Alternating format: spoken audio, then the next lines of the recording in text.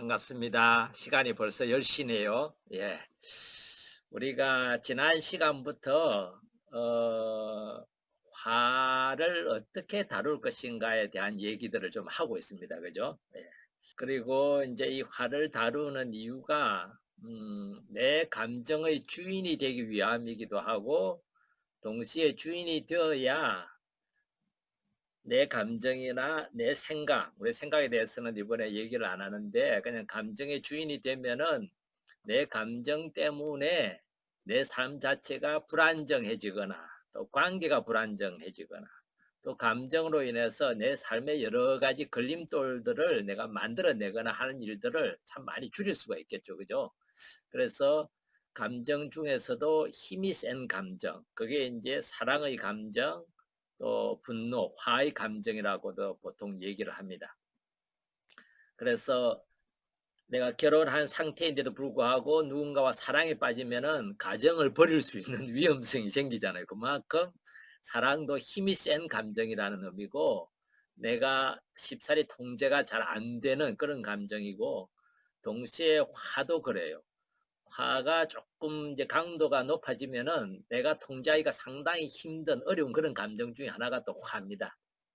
그래서 그 화나 사랑이나 그렇게 이제 좋은 나를 행복하게 만드는 감정이나, 또는 나를 힘들게 만드는 감정이나, 어떤 감정이든 나름의 어떤 에너지, 힘을 가지고 있고 이제 신호를 가지고 있는 것이 이제 감정인데, 그 감정의 신호를 잘 읽어내고 또 그 가지고 있는 에너지를 어떻게 잘 방향 잡느냐 하는 게 이제 우리 감정의 주인이 되는, 감정을 다루는 어떤 핵심 포인트라고 볼 수 있을 겁니다. 그래서 지난 시간에 우리가 화에 대한 얘기를 하면서, 화는 자연스러운 감정이다. 자연스러운 감정이라는 의미는 그냥 다른 감정과 마찬가지로 우리 안에 있는 그런 어떤 감정이라는 것에서, 그래서 화가 나쁘다든지 화는 내서는 안 된다든지, 그래서 거부하거나 억압하거나 화에 대해서 부정적인 어떤 관점을 갖기보다는 그냥 여러 다른 감정과 더불어서 자연스러운 감정으로 받아들이는 거 하나 말씀을 드렸고, 그 다음에 또 하나 이제 말씀드렸던 것은, 화는 신호이고 동시에 우리를 움직이게 하는 어떤 힘, 에너지다 하는 거. 그래서 이것이 화가 나면 무슨 신호인지를 한번 찾아보자. 예, 그런 것이 이제 하나 중요한 포인트입니다. 화에 매몰되기보다 화가 나한테 무슨 말을 하고 싶을까? 화라는 감정이 나한테 알려주고 싶은 신호의 내용은 무엇일까? 하나는 에너지이기 때문에, 이 에너지가 자칫하면은 공격적인 성향을 띨 수가 있습니다.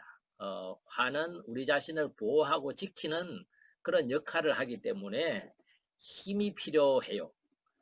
그래서 우리 안에서는 굉장한 힘을 발휘하는 노르아드레날린이나 아드레날린 호르몬이 분비되면서 우리가 힘을 갖게 해주는 그런 어떤 역할을 화라는 감정이 한다고 말씀을 드렸습니다.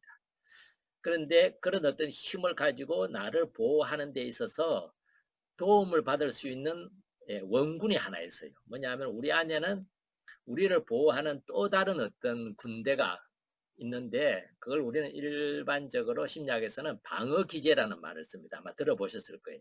나를 방어해주고 지켜주고 보호해주는 그런 어떤 우리 안에 있는 무의식적으로 작동하는 메커니즘을 우리가 방어기제라 하는데, 그 방어기제 안에 이제 공격성이라는 것도 포함이 되어 있습니다. 그래서 나를 공격하거나 나에게 해코지하거나 나에게 뭔가 피해를 입히려는 그 대상을 내가 공격해서 무력화시키고 나면은 더 이상 내가 공격받지 않기 때문에, 공격성은 나를 보호하기 위해서 나를 공격하는 상대를 제압할 수 있는 그런 어떤 하나의 방법 중에 하나입니다. 그래서 화도 나를 보호하는 기능, 공격성도 나를 보호하기 위한 기능이다 보니까 화와 이 공격성이 쉽게 연합을 잘해요. 결합을 잘합니다. 내가 애를 쓰지 않아도, 노력하지 않아도 화가 나면은 공격적인 성향으로 쉽게 넘어가게 된다는 거죠. 그래서 공격적으로 표현한다면은 화 자체가 가지고 있는 힘 자체가 엄청 강하기 때문에 공격성은 상당히 파괴적으로 이제 일어날 수가 있는 거죠. 그런 거를 우리가 잘 조절해 나는 거. 조절한다는 것이 억압한다는 게 아니라 방향을 잘 잡는다. 그래서 물꼬를 잘 틔워주면은 물이 이렇게 잘 흘러서 강으로 바다로 이렇게 가지만은 물꼬를 잘못 틔우면은 그게 이제 쌓여서 둑이 터지거나 이제 논밭을 훼손시키는 일이 벌어지는 것처럼 우리 감정인 화감정도 그럴 수 있다는 겁니다. 그래서 이 화를 그렇게 잘 관리해 나가고 잘 방향 지우는 것이 이제 우리 삶에서 중요한 거라는 것을 지난 시간에 쭉 얘기를 했습니다. 그래서 오늘은 원래 화를 어떻게 다루기 위해서는 내가 화를 어떤 스타일로 내는지, 내가 화내는 유형에 대해서 좀 다루겠는데, 그 이전에 화가 가지고 있는 긍정적인 측면을 조금 더 말씀을 이렇게 드려보겠습니다. 화가 가지고 있는 긍정적인 측면은 나를 좀 더 알게 해준다. 자, 이게 어떤 의미냐 하면은요, 나를 더 알게 해준다는 것은 우리 자신이 화가 날 때 내가 무엇에 화를 내는지, 어떤 사람에게 화를 내는지 내가 알게 돼요. 그리고 내 안에 어떤 기대가 있었는지, 우리가 보통 기대가 무너지면 화가 나잖아요. 그리고 내가 가지고 있는 어떤 목표가 있어요. 그 목표가 뭔가 방해받거나 달성되지 못한다 그러면 또 화가 나요. 예를 든다면은 여러분들이 10시까지 줌 안에서 강의를 듣겠다는 목표가 있다고 한번 가정을 해봅시다. 이 목표를 가지고 있는데 이 목표에 대한 이 목표를 달성하고자 하는 열망이 강하면 강할수록 방해받으면 어떨 것 같아요? 화가 더 커져요. 지금 10시에 이 줌을 통해서 강의를 들어야 되는데 인터넷이 연결이 안 돼. 그럼 막 짜증이 나기 시작해요. 그리고 10시가 다 돼가는데 누군가가 내 줌을 들으려고 그러는데 자꾸 옆에서 말을 시키는 방해를 해도 어때요? 화가 나죠. 그래서 내가 어떤 목표가 없으면은 오늘 10시에 내가 이걸 해야 되겠다는 목표가 없다면은 아마 누군가 방해를 해도 거기에 대해서 그냥 편안하게 대할 수가 있을 겁니다.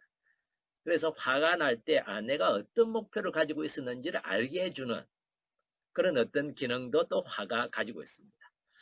다양한 화가 날 때 내가 화나는 말이 뭔지, 화나는 대상이 누군지, 내가 주로 화를 내는 일들이 어떤 것들인지, 내가 가지고 있는 기대나 목표가 뭔지, 내가 원하는 것이 뭐였었는지 이런 걸 알게 해주는데 이 화가 큰 신호 역할을 해줍니다.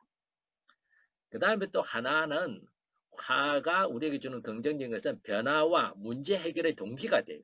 자, 변화라는 것은 뭐냐 하면은 우리가 보통 행복하기 위해서 훈련해야 될 심성 중의 하나로 이제 낙관주의나 긍정성에 대한 얘기를 많이 합니다. 긍정적으로 바라보고 긍정적으로 생각하고 긍정적으로 이렇게 느끼고 경험하는 것을 우리 안에 키워나가라. 긍정성이 클수록 행복하다.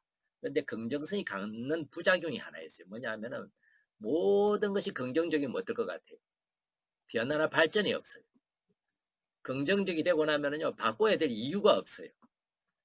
낙관주의자들이 아주 낙천적인 성격을 가진 사람들은 뭐 변화나 이런 것들을 별로 필요로 하지 않아요.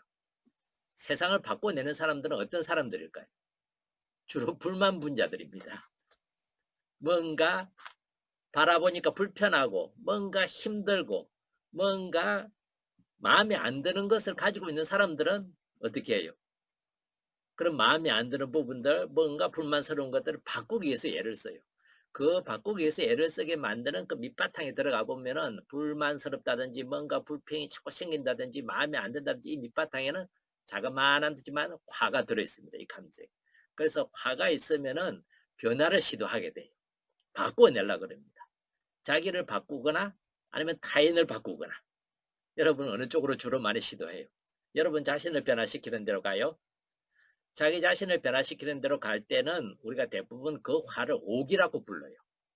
뭔가 잘 안 된단 말이에요. 뭔가 내가 목표를 해가지고 갈라 그러는데 뭔가 내 자신의 존재에도 한계가 있고 능력에도 한계가 있고 뭔가 하는 게 잘 안 되면 이제 오기가 생기면 어때요? 그런 걸 풀어가고자 하는 스스로의 결심, 스스로의 다짐을 더 하게 만들어요. 그런 오기가 이제 생길 수도 있고 그 화가 자기한테 돌아 자기 자신을 이렇게 막 새롭게 성장시키는 쪽으로 움직일 수도 있지만 그런 방해물에 대해서 어떤 비난이나 비판으로 갈 수도 있습니다. 환경에 대해서도. 차가 엄청 밀려요. 그러면은 그 밀리는 그 환경에 대해서 막 화가 날 수 있어요. 도대체 말이야 뭐 쓸데없이 차를 몰고 나와 가지고 이러고 괜히 쓸데없는 그 사실도 모르면서 그런 쪽으로 화풀이를 할 수 있단 말이에요. 그런데 만약에 '내가 이렇게 시간 낭비하지 말고 뭔가를 해야지 왜 이렇게 사람들에게 짜증만 내고 있지?' 스스로 이 생각으로 돌아오면은 자기 자신을 변화시키기 시작해요. 예, 그런 면에서 화는 자기를 변화시키고 사회를 변화시키고 그래서 어떤 문제들을 해결해 주는 동기가 돼요. 그다음에 또 화가 가지고 있는 긍정성은 또 하나 어떤 게 있느냐 하면 연대감을 갖게 해요. 가정에서 보면은요. 가족들이 예를 들면 아빠의 그 성격 때문에 아빠를 어려워하고 무서워한다면은 다른 가족들은 어떨 것 같아요? 서로 연대해요. 서로 뭉쳐요. 뭉쳐서 아빠를 다 뭐라 그럴까 대적을 하려 그럽니다. 만약에 엄마가 무섭다면은 나머지 가족들은 한편이 돼요. 마찬가지죠. 여러분들이 촛불을 지난 뭐죠? 촛불을 들고 이렇게 하기도 하고 데모도 하기도 하고 이러는데 얘기를 나누다 보면은 누군가에 대해서 아주 싫은 감정을 가지고 있는데 나도 그 감정을 가지고 있단 말이에요. 누군가에 대해서 화가 나는데 너도 그 감정을 가지고 있으면 그 둘이가 어떻게 돼요? 친해져요. 가까워져요. 그 화는 같은 어떤 대상에 대해서거나 같은 상황이나 환경에 대해서 화를 내는 사람들을 서로 묶어주는 힘을 가지고 있어요. 예, 그런 면에서 화는 서로 연대하게 하고 예를 들어서 기후 문제로 연대하는 사람들이 뭐죠? 기후를 이렇게 망치는 사람들에 대해서 분노를 가지고 있단 말이에요. 예, 그런 사람들은 같은 대상의 분노를 가진 사람들이 연대를 해서 뭔가 변화를 시도하는 힘으로써 움직이고 있는 거죠. 그죠? 그런 면에서 화는 변화나 성장이나 그런 거를 갖게 해주는 그런 어떤 힘이고 그런 것을 가능하게 해주는 연대감, 서로가 뭉치게 하는 그런 긍정적인 면을 가지고 있습니다. 그 다음에 또 연구에 보면은요, 질병과 싸울 수 있도록 돕는다. 나중에 잠시 보겠지만은요, 그 화를 우리가 안으로 이렇게 담아두게 될 때는 우리 몸이 이제 화의 공격을 받아가지고 공격성이 있는 화의 공격을 받아서 몸이 아픈 데가 이제 많아져요. 그런데 그럴 때 자기 질병에 대해서 특히 이제 연구에서 보면은요, 암에 걸린 사람이 자기 암에 대해서 화를 내는 그런 어떤 사람들이 초기에 화를 내는 사람들이 그걸 그냥 꾹 누르고 참고 있는 사람보다 암 치유율이 더 높고 오히려 더 오래 살 가능성이 높다는 게 연구 결과가 쭉 나와요. 우리가 보통 이제 이렇게 암에 걸리면은 이 암 자체에 대해서 사실은 '내가 왜 이걸 걸려야 되느냐.' 하는 그런 분노들이 일어날 수 있는 게 자연스러운 거거든요. 근데 그거를 일부러 이렇게 누르거나 마음을 편안하게 갖기 위해서 그 분노를 일부러 없는 척하거나 억압하게 되면은 마음을 편안히 가져야 된다 그러더라. 마음을 비워야 된다 그러더라. 긍정적으로 생각해야 된다 그러더라. 막 이런 걸 들어 가지고 오히려 암 자체를 억압시키고 그걸 갖다 모른 척 하려고 그러고 이렇게 되면은 오히려 그 질병에 암을 더 악화시킬 수 있는 가능성이 높다는 거예요. 자, 이렇게 보면은 화는 어때요? 상당히 우리에게 꼭 있어야 된 필요한 그래서 우리로 하여금 스스로를 보호하고 지킬 수 있게끔 또 사회를 시킬 수 있게끔 뭔가 좀 더 성장하고 좀 더 변화되고 좀 더 개혁될 수 있고 쇄신될 수 있는 그런 어떤 에너지로서의 작용도 하고 있다는 것을 이렇게 말해 줍니다. 근데 이 화가 좋은 것만 있으면 얼마나 좋겠습니까마는 화 자체는 좋다 나쁘다 보다 자연스러운 하나의 감정인데 화를 이제 표현할 때 우리가 훈련되어 있지 않으면은 아까 말씀드린 것처럼 공격성과 쉽게 결합이 되어 가지고 아주 파괴적으로 표현될 수 있습니다.